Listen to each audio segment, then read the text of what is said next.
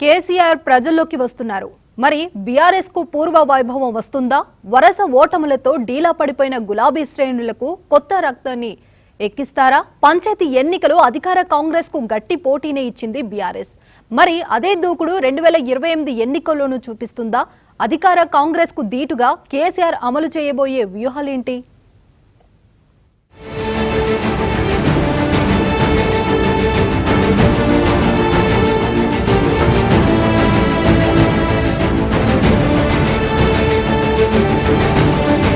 అధికారం పోయి 2 ఏళ్లయ్యింది.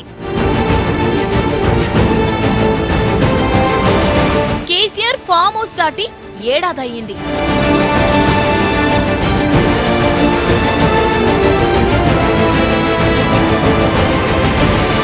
వరుస ఓటములతో పార్టీ వరగా ప్రశ్నార్థకమైంది.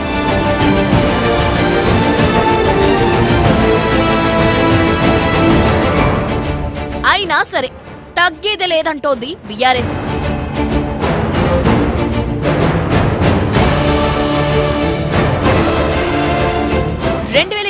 ఎన్నికల్లో సత్తా చాటి మళ్లీ అధికారంలోకి వస్తామంటోంది.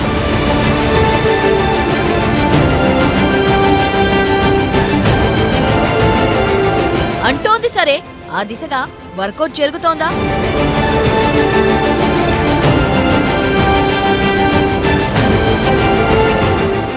తెలంగాణలో అధికారం మారి 2 ఏళ్లయ్యింది. ఎన్నికల్లో ఓటమి తర్వాత కేసీఆర్ ఫామ్ హౌస్ కే పరిమితమయ్యారు. 1-2 సందర్భాలు మినహా ఎక్కడా బయట కనిపించలేదు. ఈ ఏడాది మార్చిలో ఒకసారి తెలంగాణ భవన్ కు వచ్చిన కేసీఆర్ నేతలకు దిశానిర్దేశం చేసి వెళ్లిపోయారు. ఆ తర్వాత ఫామ్ హౌస్ నుంచి రాజకీయ వ్యూహాలను నడిపారు. ఈ ఏడాది కాలంలో ఒక్కసారి కూడా ప్రెస్ మీట్ పెట్టలేదు. అసెంబ్లీకి కూడా 1-2 సార్లు మాత్రమే వచ్చారు కేసీఆర్. కాళేశ్వరం ప్రాజెక్టు మీద చర్చ జరుగుతున్న సమయంలో కేసీఆర్ వస్తారని ప్రచారం జరిగినా ఆయన ఫామ్ హౌస్ దాటలేదు. పార్టీ క్లిష్ట పరిస్థితులు ఎదుర్కొంటున్న సమయంలోనూ ఆయన మౌనమే సమాధానంగా ఉండిపోయారు.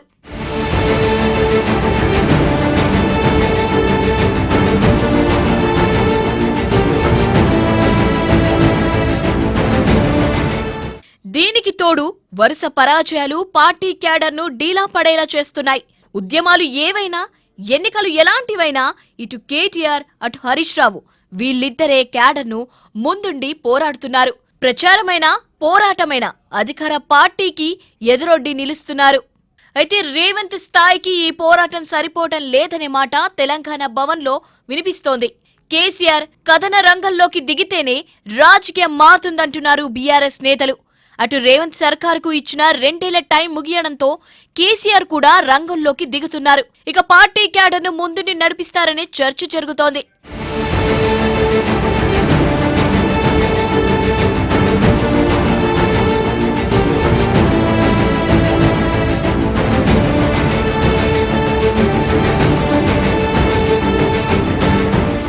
మరోవైపు 2 ఉప ఎన్నికల్లో ఓటమి పాలైన సత్తా చాటింది బీఆర్ఎస్.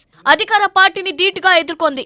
పంచాయతీ ఎన్నికలు పార్టీకి ఊపిరి పోసాయని బీఆర్ఎస్ వర్గాలు అంటున్నాయి. 3 విడతల్లో జరిగిన పంచాయతీ ఎన్నికల్లో 30% పైగా సర్పంచ్ పదవులను బీఆర్ఎస్ మద్దతుదారులు గెలుచుకోవడం ఆ పార్టీలో జవసత్వాలు నింపింది. ఈ ఫలితాల ద్వారా గ్రామంలో తమ పట్టు చెక్కు చెదరలేదనే భావన బీఆర్ఎస్ వర్గాల్లో వ్యక్తమవుతోంది.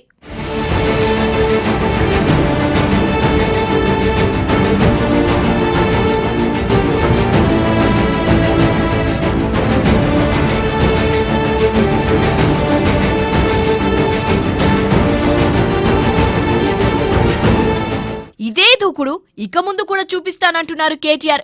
వచ్చే పరిషత్ ఎన్నికల్లో గులాబీ పార్టీ ఈ హవా కొనసాగుతుందని ధీమాగా చెప్తున్నారు. రేవంత్ ఎన్ని కుతంత్రాలు చేసినా ప్రజలు మాత్రం బీఆర్ఎస్ ను ఆదరించారని అంటున్నారు. అదే సమయంలో వర్కింగ్ ప్రెసిడెంట్ ఫెయిల్ అంటూ తనను విమర్శిస్తున్న వారికి ధీటైన సమాధానం చెప్పారు. 32 జిల్లా పరిషత్తులు, 136 మున్సిపాలిటీలను గెలుచుకున్నామన్నారు. సీఎం రేవంత్ రెడ్డి ఎవరితో ఫుట్బాల్ ఆడుకుంటారో తనకు తెలియదు, కానీ తాను మాత్రం ఆయనతో ఫుట్బాల్ ఆడుకుంటానన్నారు. బీఆర్ఎస్ 2028లో తిరిగి అధికారంలోకి రావడం ఖాయమన్నారు కేటీఆర్.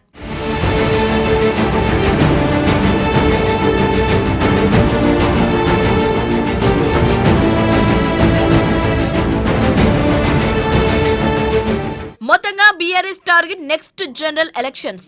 2028లో ఎలాగైనా అధికారాన్ని తిరిగి చేజెక్కించుకోవాలనే కసితో వ్యూహాలకు పదును పెడుతోంది గులాబీ పార్టీ. కాంగ్రెస్ పాలన వైఫల్యాలపై మరింత దూకుడుగా వెళ్లేలా క్షేత్రస్థాయిలో పోరాటాలకు సిద్ధమయ్యేందుకు ప్లాన్ చేస్తోంది. మరి గులాబీ పార్టీ ప్లాన్ వర్కౌట్ అవుతుందా చూడాలి.